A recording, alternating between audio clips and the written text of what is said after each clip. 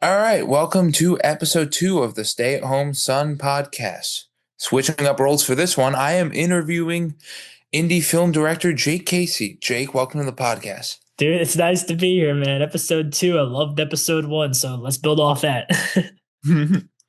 All right, so just to kind of like open up, so explain to the audience how you got the idea to do this bear-based found footage film. Man, that's a great question. I'll tell you, it had very interesting beginnings. So I went to college to major in broadcast journalism. Essentially, that's what it was. And in this major, a lot of people wanted to be on air. They wanted to be reporters. They wanted to be anchors. I had an inkling I might want to go into that, but I wasn't really sure. I just knew I kind of liked media and I liked technology and that whole little world, like YouTube. And it just seemed like it fit what I liked. And in this major, we had a lot of access to equipment I never would have before. We had good mics, like the really good boom mics, like the Shure SM whatever 100 mics, and we had nice Sony FX30s cameras and all this stuff. And I was like, wow, look at all this free equipment that we have access to. And I've always had the will and want to make a film. And I was like, this is the perfect opportunity to make it. And I have people around me that also are kind of into this world. And it just kind of happened naturally where I was just thinking about stuff. And I made a few shorts with this equipment. And well, what really happened too was we had the Hurricane Helene, which hit Boone, which was right around the start of my senior year. And I was already thinking, I have all this equipment. I want to leave college with a film made because I just would be kicking myself if I let all this equipment go to waste. And I was actually with you, who was who co-starred in the film, and we were sitting there because your apartment just got flooded from the hurricane. And up at the top of the mountain, I saw a bear coming down that was just affected by the flood. And when I saw that bear after the hurricane hit, it just was like this weird thing where it just came to me. The idea just hit me so hard. It was like, I need to make a found footage style, college feel kind of movie about a bear that attacks these kids. And it starts in the aftermath of Hurricane Helene. It was like the movie just showed itself to me right there when I was already thinking about wanting to make a movie for a long time before then. And that was how the idea came up. And I'll be damned if we didn't do that. Yeah. So, I was kind of building off that. I think part of the reason, why you wanted to do like horror and stuff too is because you've always watched like indie horror films, especially from director Mark Duplass. So, explain more how you were able to incorporate his stylistic choices into your first ever indie film. Yeah, Mark's a huge inspiration on me, and I think he should be a bigger inspiration on people than he is. He is truly one of the few filmmakers that I think just really gets the independent lifestyle of making these films. I mean, when he makes his films, he doesn't think about high production value. He doesn't think about having the best cast, the best crew. He thinks about having the people around him that he knows cares about him, that he knows will go the extra mile for him, and he has the right people. And he's like, let's put the cinematography aside and put the audio and all that stuff aside and let's really just focus on the story and the performance in that story. And he does it in very cheap methods, and he's able to get the best out of his actors that aren't even professionally trained. And he's just a huge inspiration on me, and the willingness of him to make these films without this big budget, which is so many filmmakers hang up because they're being told you need to put 20,000 into a movie, you need to put 50,000 in a movie. Oh, a movie under 10,000, you can't make that work. But with the technology now, and he was doing this in like 2002 when technology was still a little more expensive than it is now, but he saw that filmmaking was becoming more accessible to people, and he capitalized on it. And in my opinion, he's one of the most influential filmmakers of the last, honestly, I'll give him the last decade, 2 decades, 3 decades, because he really was the first to say, we can make quality art with limited resources. And he's my biggest inspiration. If I never watched his films, I never would have ever decided to pick up a camera. So got to give Marcus props there.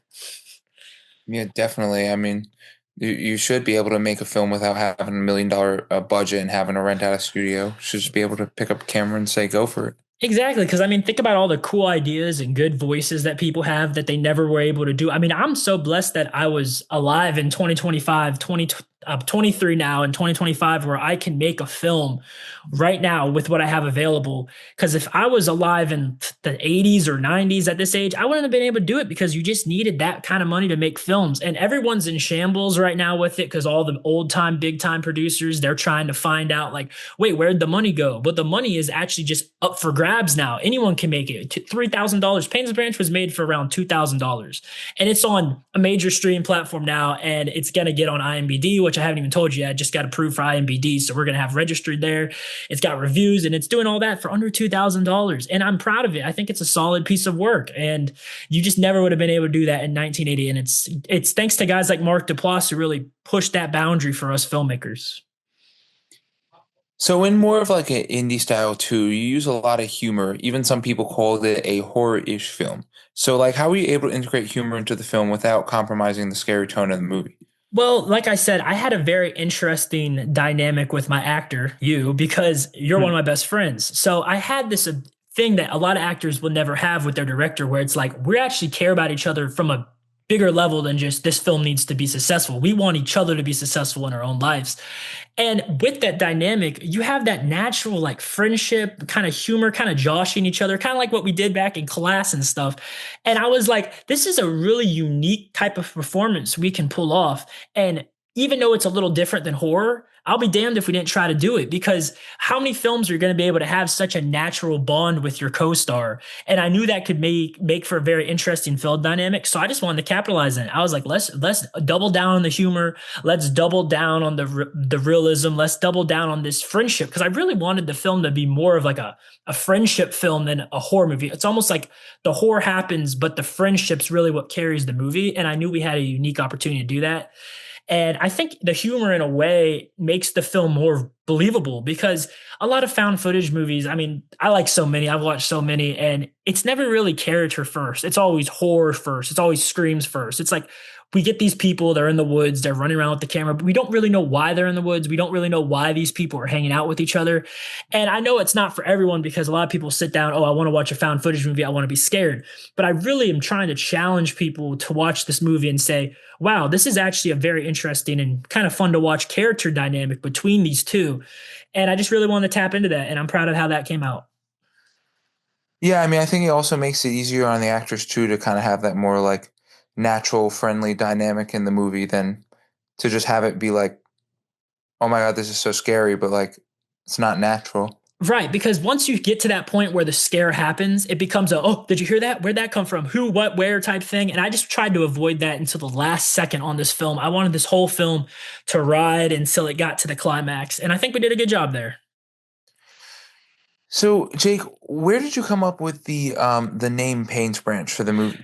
Yeah, that's a good question. I've actually had that question a bunch now since the film because I was very quiet on the name. I didn't even tell you what the movie name was going to be. And it's because I believed in the name of it so much that I just didn't want anyone to sway me out. So I'll go into what Payne's Branch is and then I'll go into kind of what it kind of means later. So Payne's Branch simply is a road in Boone that I used to fish off of. And we actually went trout fishing off that road one time. The very first time I ever went trout fishing with you, where we caught that little brown trout. And I remember seeing that name and thinking, wow, what a cool like mood title. And some of the biggest filmmakers ever have taken that idea, like The Shining from Stanley Kubrick. They never mentioned The Shining in the movie, but it sounds so cool. And that's the name of it. And Reservoir Dogs from Quentin Tarantino or Pulp Fiction from Quentin Tarantino, they're kind of mood titles. So they do say stuff about the film without being directly correlated to the film. Because like the last thing I wanted to do was name it like Bear Film or some BS like that. And I really wanted that mood title. So I think Payne's Branch is perfect because it sounds cool, it sounds creepy, but it doesn't sound so terrifying right off the bat. It's like, wow, it's kind of ominous. And also it does relate to Boone because that is a road up in the top part of Boone heading towards Blowing Rock. And it just was this perfect title. And I feel like for filmmakers too, you got to come up with that title early because there was a lot of times, man, I was tired. We had a frame rate issue where I wasn't even sure if we would be able to make this film past QC. And thank God we did. But if I didn't believe in the name of that film, I don't think I would have finished it because if you don't believe in just the simple name of it, like Payne's Branch, you got to go. So I would tell filmmakers to try to come up with the name for their film early on because it's a pretty good motivator if you really believe in the name.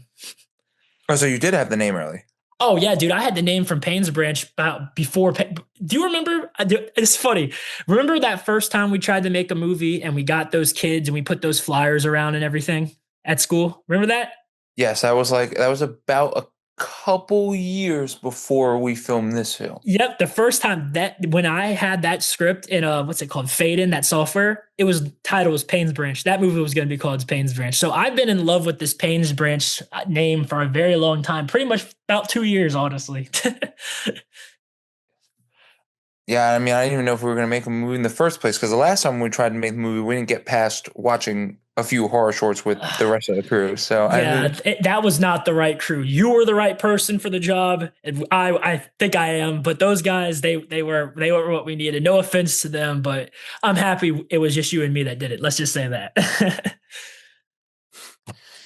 okay, so the film Payne's Branch recently got reviewed by Chris Greca of Indie Film Suck. One of the most noble parts in the movie he praises when you and I find the dead carcass bones of what could potentially be a bear. Where did you get the inspiration to use those as a prop, and how were you able to create the eerie feeling from that? It's funny because you know how this film was very improv acting? Well, some of the scenes were very improv scene. Like I was just like, let's get the camera, let's go to the spot and let's try to figure this out. You know, I didn't really storyboard. God, I think I've been very vocal about how I feel about storyboarding ideas. And I'm not a fan of that. So we went to these spots and I was just like, let's just work with what we got. And to our luck, there was a deer carcass just right at the spot we happened to film at. And I mean, what are the odds of that? You get a bones and deer carcasses, you get these perfect natural props just right where you want this film. I mean, God could strike us with lightning and that would still not, you know what I mean? So I was like, we need to double down on this. And when I saw the bones, I was like, this is a perfect opportunity. So I'm thinking actor. This is more me as the actor thinking this. This is a perfect opportunity to kind of run off this. Like we could make this so creepy by acting like we just found the bones. Because in a theory, we kind of did just find the bones for the first time. So it was kind of just improv scene making too, where I was just like, here's the bones, let's react to it. And I didn't want it to be an obvious threat. If you watch the film, there's a lot of things where it's like, that's kind of a threat, but it might not be. Because once you have an obvious threat, it gets very who, what, when, where type thing. And I didn't want a bunch of, did you hear that? Where's that come from? So I really just played into that bones and I really tried to make it like, I wonder why they're here. But that doesn't make sense. Why are they here? Versus, oh my God, there's bones here. Let's run. Everything's going to hell. You know what I mean? So I think we did a good job there. Yeah, definitely. I mean, it was an ideal spot for a movie, except for when cars would come passing by every once in a while, or like when I don't know when the guns would go off, Oh, dude, whatever. I hate those guns so much, dude. If y'all don't know, when we were filming, that was one of our prime spots, the spot where the majority of the movie takes.